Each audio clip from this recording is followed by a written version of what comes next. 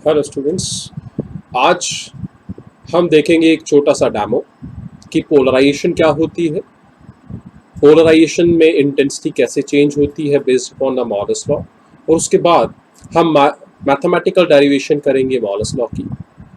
चलिए स्टार्ट करते हैं इसके साथ ही कि पोलराइजेशन कैसे होती है और पोलराइजेशन में पोलराइजर वेव के डिफरेंट वाइब्रेशंस को रिस्ट्रेन कैसे करता है। चलिए मैं समझाता हूं आपको। पोलराइजेशन का मतलब क्या है कि आपने रिस्ट्रिक्ट करना है सिंगल प्लेन में। इससे पहले क्या था, लाइट में डिफरेंट प्लेन्स थे, डिफरेंट प्लेन्स को रिप्रेजेंट कर रहे हैं हम with the help of what, with the help of arrows. तो यहां पे देखिए आपके पास सभी डायरेक्शन में, पॉसिबल डायरेक्शंस में एरोज है, तो ये नेचुरल लाइट है, अनपोलराइज्ड है। अब कुछ एरोज मिस कर दिए, ये हो गई पार्शियली पोलराइज्ड। और अगर सिर्फ सिंगल डायरेक्शन में एरो है, एरो किसको रिप्रेजेंट कर रहा है, आपकी वाइब्रेशन को, तो आपकी आउटपुट किसका क्या बन गई, प्लेन पोलराइज्ड या completely polarised. So this one is partially polarised and this one is fully polarised. तो समझ आ गई, इस तरह एक्सप्लेन करेगा आउटपुट पे एक्सप्लेन करते हैं नेक्स्ट में कि देखते हैं कैसे आउटपुट पे हमारी जो वेव्स है वो किस तरह से बाहर निकलती है, और फिर मॉलस उनको कैसे एक्सप्लेन करता है कि आउटपुट पे इंटेंसिटी कितनी होगी। चलिए देखते हैं। इसी तरह यहां पे देखिए पोलराइजेशन किस तरह से काम कर रही है, पोलराइजर आपका किस तरह से काम कर रहा है। इसको इनपुट दिया जा रहा है, यहां पे जो इनपुट दिया जा रहा है उस इनपुट में दो वाइब्रेशन प्लेन्स हैं। एक वाइब्रेशन प्लेन जो रेड लाइन से डिनोट किया जा रहा है, रेड वेव से डिनोट किया जा रहा है, और दूसरा वाइब्रेशन प्लेन जो है वो ब्लू वेव डिनोट कर रही है। जो आपका पोलराइजर है, जो कि आपका पोलराइजर है, जो ये वायर्ड डिस्क आपको दिखाई दी जा रही है, इस वायर्ड डिस्क में आपके पास जो ओरिएंटेशन है एक्सिस की, that is perpendicular to the red light.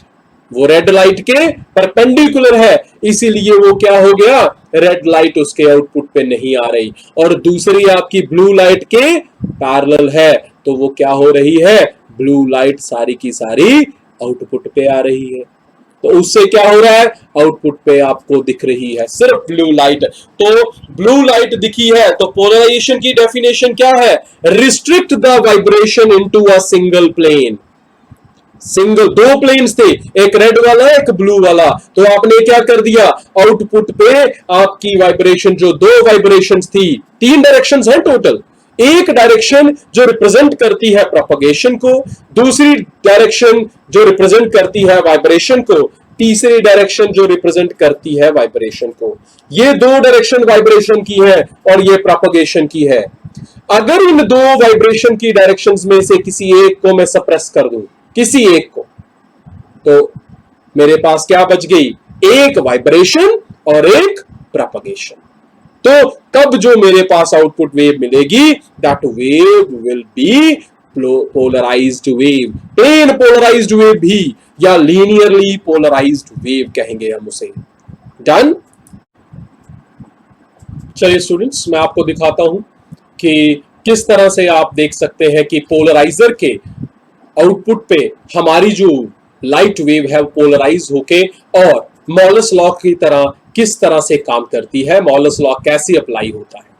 मॉलस law कहता है कि आउटपुट पे इंटेंसिटी मैक्सिमम होगी जब आपकी जो वाइब्रेशन है या जो पोलराइजर है वो, और वाइब्रेशन की डायरेक्शन जो है वो पोलराइजर की डायरेक्शन के पैरेलल होगी, या दूसरी चीज वाइब्रेशन की डायरेक्शन पैरेलल होगी तो मैक्सिमम, और अगर परपेंडिकुलर होगी तो मिनिमम। मिनिमम कितनी, zero.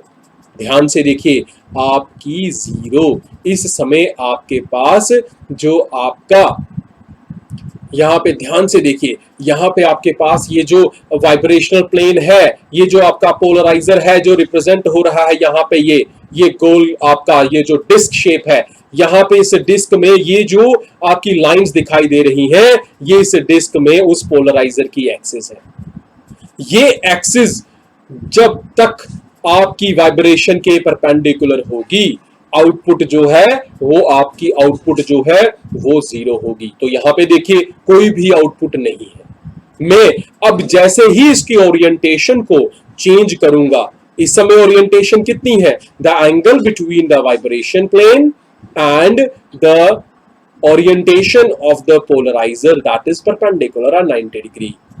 As soon as I will change this 90 to 0 degree, the output will increase. Let's see, let's check about that. देखिए कैसे करते हैं चेक इसे। अब आपके पास चेक करते हैं, यहां पे देखिए मैं ओरिएंटेशन चेंज करने लगा हूं। ये देखिए आपकी डिस्क घूम रही है, डिस्क घूम रही है। देखिए धीरे धीरे उसका एंगल जो है वो डिक्रीज होता जा रहा है, जीरो से जीरो की तरफ जाता जा रहा है। आउटपुट जो है वो इंक्रीज होती जा रही है। जैसे जैसे आपका एंगल जीरो हो जाएगा, इस आउटपुट जो है वो सेम हो जाएगी जितनी इनपुट है। I will be equal to I not, because according to Marlowe's law I is equal to I naught cos square theta। तो cos थीटा का मैक्सिमम होने के लिए एंगल शुड बी 0। और यहां पे देखिए अब ये जो आपकी प्लेनर डिस्क दिखाई दे रही है, इस प्लेनर डिस्क में अब आपके पास जो ये डिस्क की एक्सिस दिखाई दे रही है, these axis are what, they are absolutely parallel to the direction of the vibration. तो आउटपुट पे हो गया मैक्सिमम। तो ये समझ आ गया आप सबको। तो इस तरह से हम इसका मैक्सिमम पार्टीशन चेक कर सकते हैं, आउटपुट पे मैक्सिमम वाइब्रेशंस किस तरह से होती है। ठीक है, एक्सपेरिमेंट कैसे करते हैं, एक्सपेरिमेंटल डिमॉन्स्ट्रेशन कैसे कर सकते हैं, हम कैसे देख सकते हैं कि हमारी जो लाइट है वो पोलराइज हुई है। तो एक्सपेरिमेंटल डिमॉन्स्ट्रेशन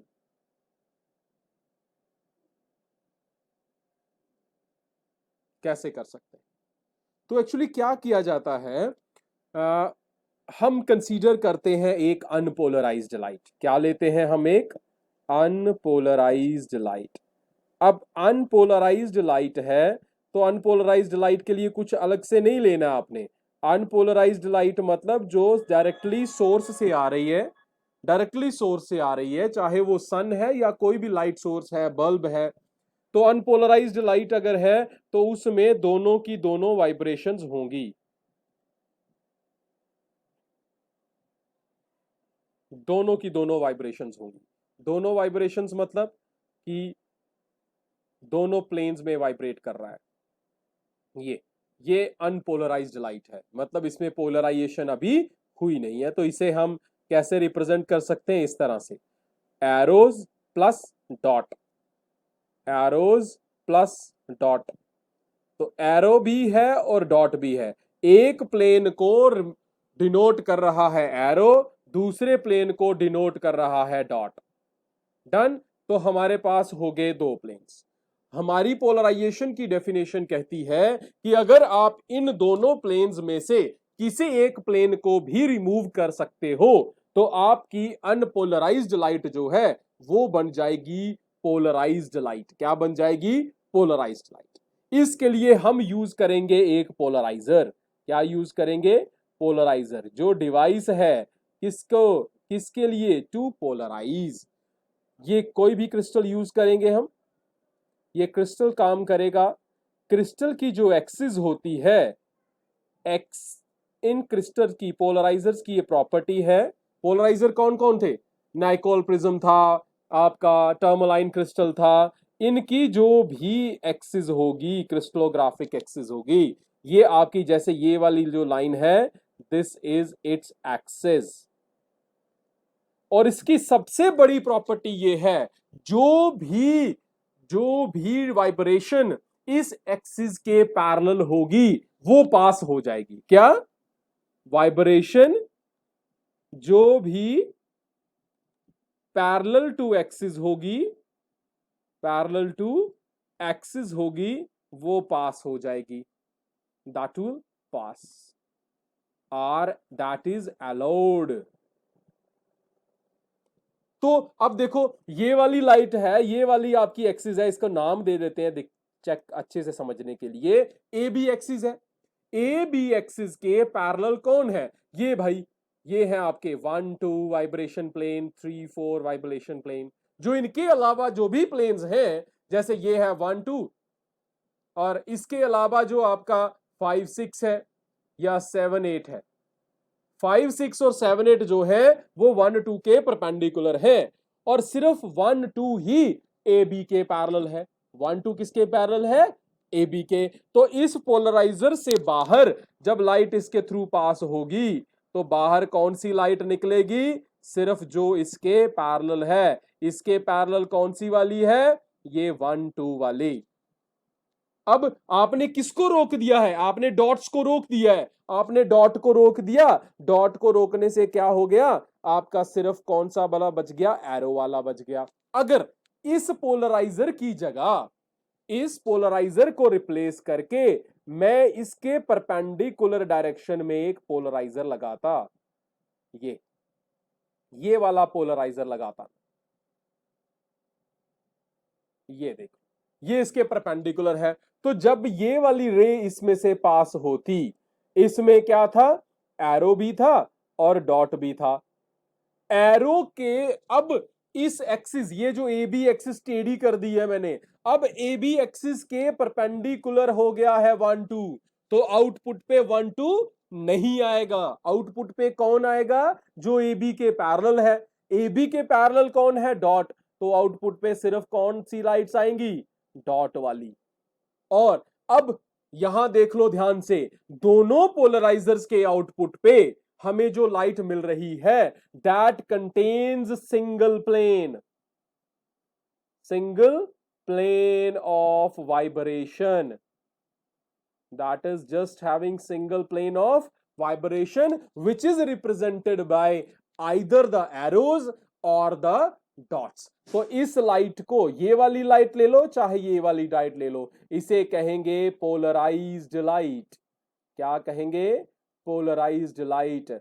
और ये लाइट सिंगल प्लेन में है, सिंगल लाइन में है, तो इस पोलराइज्ड लाइट को लीनियरली पोलराइज्ड भी कहा जाता है। इसका दूसरा नाम क्या है? ये नहीं सोचना कि लीनियरली पोलराइज्ड है तो वो कुछ और चीज हो गई। नो, लीनियरली पोलराइज्ड, और ये लीनियरली पोलराइज्ड है, आपको पता है एक लाइन एक प्लेन में रहती है, तो that is also known as plane polarised light. तो बात समझ आ गई कि आपने क्या किया? आपने किया ये कि आपने रास्ते में रख दिया एक क्रिस्टल। क्रिस्टल की एक्सिस अलो करेगी सिर्फ उस वाइब्रेशन को जो उस क्रिस्टल की एक्सिस के पैरेलल होगी। तो एक्सिस के पैरेलल होगी तो बाहर आएगी। तो इस तरह से वैल्यू मिल गई। बात समझ आ गई? अब मैं तुम्हें एक चीज और बता देता हूं। अगर मेरे पास लाइट ही पोलराइज्ड है तो आपको चेक करना है कि किस प्लेन में पोलराइज्ड है। मुझे नहीं पता है कि ये वाला पोलराइजेशन है या इसमें ये डॉट वाला पोलराइजेशन है। ठीक, आपको चेक करना है कि कौन सा वाला पोलराइजेशन है। मुझे नहीं, क्योंकि दिखाई नहीं दे रहा पोलराइजेशन। तो हम क्या करते हैं बच्चे? सेम जो पोलराइजर वाली डिवाइस थी वो लगाएंगे यहां पे। मैंने पोलराइजर वाली डिवाइस यहां पे लगाई, ये इस तरह से। और आपको पता है पोलराइजर वाली डिवाइस अगर यहां पे लगाएंगे तो आउटपुट क्या होगी?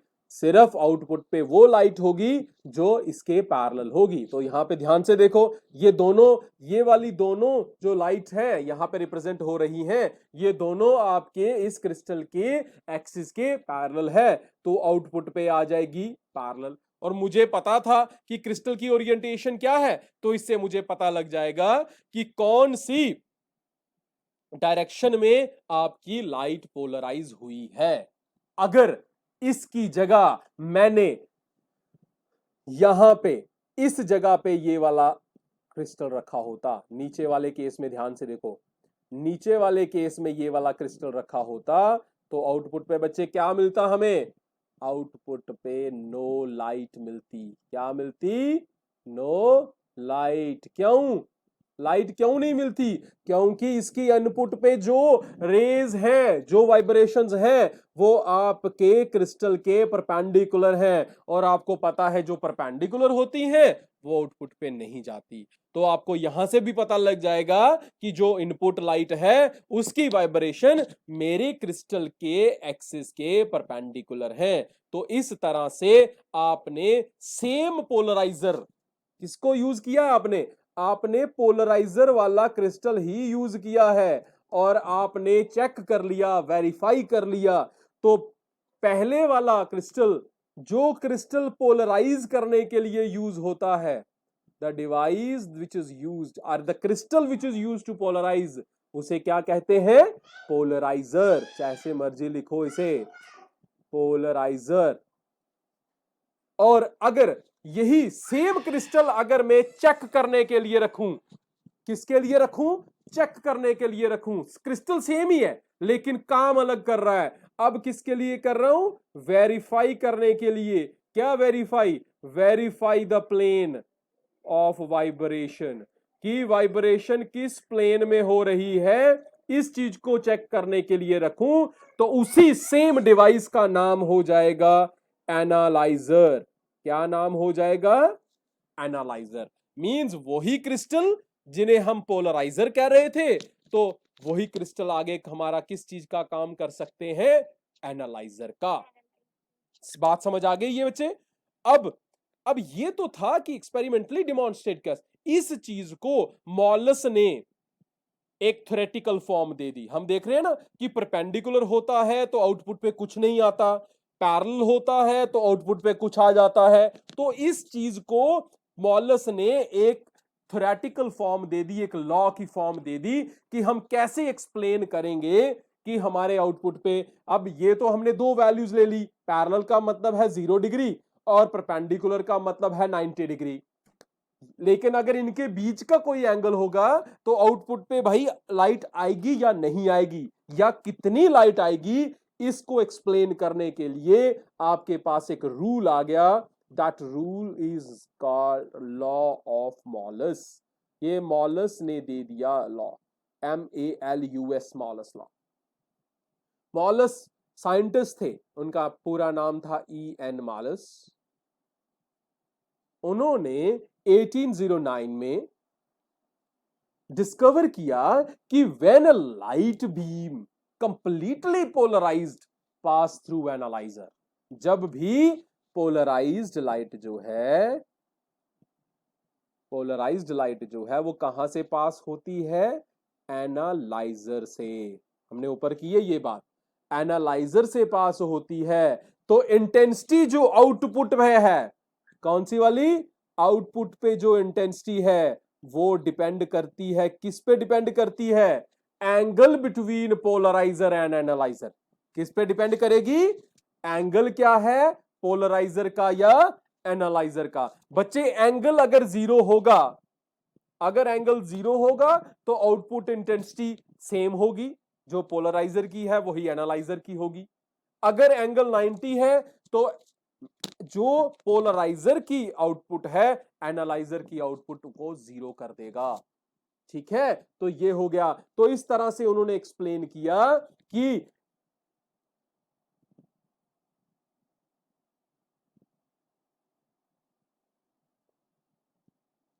अब अगर आपके पास आई है इंटेंसिटी, लाइट जो है पास through analyser, the intensity I जो है ये कहां से निकल रहा है? पोलराइजर से। पोलराइजर कौन से वाला जो वेरीफाई कर रहा है? ये है पोलर I0 निकल रही है पोलराइजर से, मैक्सिमम, जो मैक्सिमम है हमारे लिए, और दूसरी I जो है वो निकल रही है एनालाइजर से।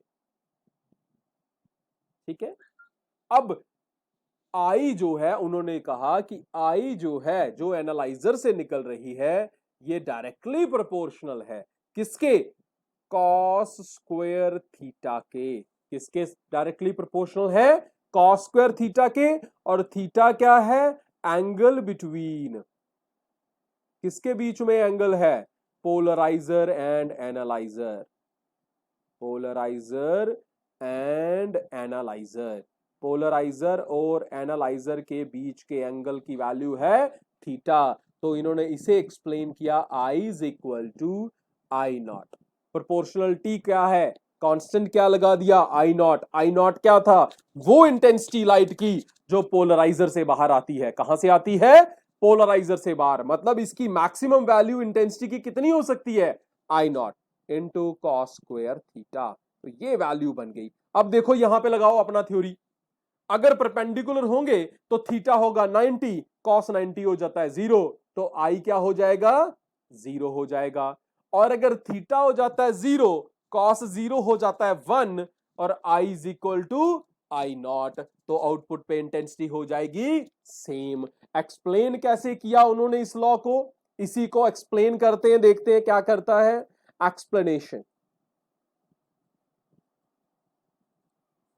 एक्सप्लेनेशन उन्होंने क्या किया, उन्होंने देखा भाई ये ले लिया उन्होंने प्लेन, किसकी डायरेक्शन ले ली, it is a plane of polariser, plane of polariser, जो पोलराइजर का जो डिवाइस हमने पहले लगाई है, यहां पे उन्होंने इसी के साथ बना दिया एंगल एक, यहां पे ले लिया उन्होंने plane of analyser, analyser, plane of analyser, इन दोनों के बीच में एंगल कितना था, थीटा, डन।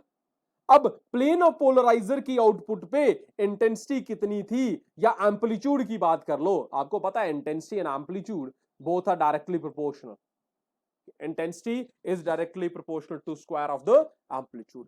अगर आपके पोलराइजर के आउटपुट पे इंटेंसिटी आ रही है आई नॉट, आई नॉट आ गई, डन। अब इस आई नॉट को करो रिजॉल्व, क्या करेंगे हम, रिजॉल्व करेंगे तो थीटा वाली साइड क्या बनता है, आई नॉट कॉस थीटा, ठीक है। तो इसको उन्होंने और अगर अच्छे से, ये उन्होंने बेसिकली क्या कहा था कि एम्पलीट्यूड की फॉर्म में लेते हैं तो वो ज्यादा आपको आसान हो जाएगा, फिर कॉस स्क्वायर थीटा बनाना आसान हो जाएगा आपके लिए। तो यहां पे उन्होंने बोल दिया कि यहां पे एम्पलीट्यूड ए है, यहां पे एम्पलीट्यूड ए का कंपोनेंट आ गया ए कॉस थीटा, ए कॉस थीटा के परपेंडिकुलर डायरेक्शन में कौन सा कंपोनेंट आता है भाई, ए साइन, ठीक है। तो अब यहां से सीधा देख लो पोलराइजर के आउटपुट पे क्या मिल रहा है आपको, ए कॉस थीटा, क्या मिल रहा है, ए कॉस थीटा। तो ये क्या है, एम्पलीट्यूड, एम्पलीट्यूड ये है, तो इंटेंसिटी क्या होगी, intensity will be directly proportional to the square of amplitude. तो एम्पलीट्यूड कितना है, ए कॉस थीटा, उसका स्क्वायर हो जाएगा, तो I is proportional to a square cos square theta. और ए स्क्वायर क्या है, ए स्क्वायर है एम्पलीट्यूड किसका, पोलराइजर से आने वाली का, और पोलराइजर से आने वाली का इंटेंसिटी हमने ली हुई है आई नॉट, तो आई प्रोपोर्शनल हो गया आई नॉट कॉस स्क्वायर थीटा। तो यहां पे जब प्रोपोर्शनलिटी हटेगा तो क्या आ जाएगा, कांस्टेंट, आपके पास क्या आ जाएगा, प्रोपोर्शनलिटी हटेगा तो बन जाएगा कांस्टेंट, और कांस्टेंट की वैल्यू ले लेंगे हम के, यहां पे के हटा लो, K a I naught into cos square theta, यहां पे ऑलमोस्ट के की वैल्यू 1 होती है, सो आई की वैल्यू बन जाती है I naught cos square theta, that is your value. या अगर के 1 नहीं लेना चाहते तो यहीं पे रिमूव कर दो, आई इज इक्वल टू के ए स्क्वायर कॉस स्क्वायर थीटा, ठीक है यहां पे, और के ए स्क्वायर किसके बराबर होता है, आई नॉट के बराबर होता है, ये कहानी खत्म हो गई इसकी। सो that is also I naught cos square theta, ठीक है। तो ये आपके पास वैल्यूज आ गई, ये आपकी स्टेटमेंट आ गई, किसकी स्टेटमेंट आ गई, मॉलस लॉ की स्टेटमेंट आ गई। अब यहां से आप निकाल सकते हो when theta will be zero, theta will be zero, polariser and analyzer will be parallel, दोनों क्या होंगे, पैरेलल होंगे, थीटा 0 होगा तो पैरेलल होंगे, तो आई किसके बराबर हो जाएगा, आई नॉट के बराबर हो जाएगा। जब थीटा हो जाएगा 90, पोलराइजर परपेंडिकुलर टू एनालाइजर, और I will be equal to I naught cos square 90, cos 90 कितना होता है 0, ये सबको 0 कर देगा, तो आउटपुट कितनी हो जाएगी, 0 हो जाएगी। और अगर इसके बीच की वैल्यू आती है, कोई भी बीच की वैल्यू आती है, तो then you are going to have the intermediate values, उसके लिए इंटरमीडिएट वैल्यूज आएंगी आपकी। तो ये बात समझ आ गई आपकी। तो इस तरह से आपके पास आ गया था मॉलस लॉ। तो मॉलस लॉ इस तरह से एक्सप्लेन करता है आपके इस कंसेप्ट को। ठीक है बच्चे, अब आपके पास आगे हैं डिफरेंट टाइप्स ऑफ पोलराइजेशन कैसे करते हैं और ब्रिस्टर लॉ। तो उससे पहले हम करेंगे, एक क्वेश्चन कर लेते हैं, न्यूमेरिकल कर लेते हैं आपका, that is based upon this one year Malus law. चलिए, आपके पास एक क्वेश्चन है, ध्यान से देखना इस चीज को। क्वेश्चन क्या है आपका? टू पोलराइजिंग शीट्स, ध्यान से, क्या है आपके पास? Have their polarising direction parallel. Two polarizing sheets, two polarizing sheets, दो polarizing sheets हैं, have their polarizing direction parallel, ये क्या है? दोनों की दोनों क्या है? पैरेलल है। so that the intensity of the transmitted light is maximum, ये क्यों पैरेलल है? such that जो आउटपुट इंटेंसिटी है, आउटपुट इंटेंसिटी हो जाए मैक्सिमम, आउटपुट इंटेंसिटी हो जाए मैक्सिमम। क्योंकि अभी हमने ऊपर पढ़ा है आउटपुट इंटेंसिटी मैक्सिमम कब होती है? जब पोलराइजर और एनालाइजर क्या हो जाते हैं? पैरेलल हो जाते हैं। एक बात आ गई। थ्रू व्हाट एंगल, अब क्वेश्चन क्या है? आपको फाइंड करना है angle. Through what angle must the either sheet be turned, कि दोनों को ऐसे टर्न किया जाए कि intensity is dropped such so that, angle कब फाइंड करना है? कि इंटेंसिटी जो है दैट इज ड्रॉप्ड टू 1/2,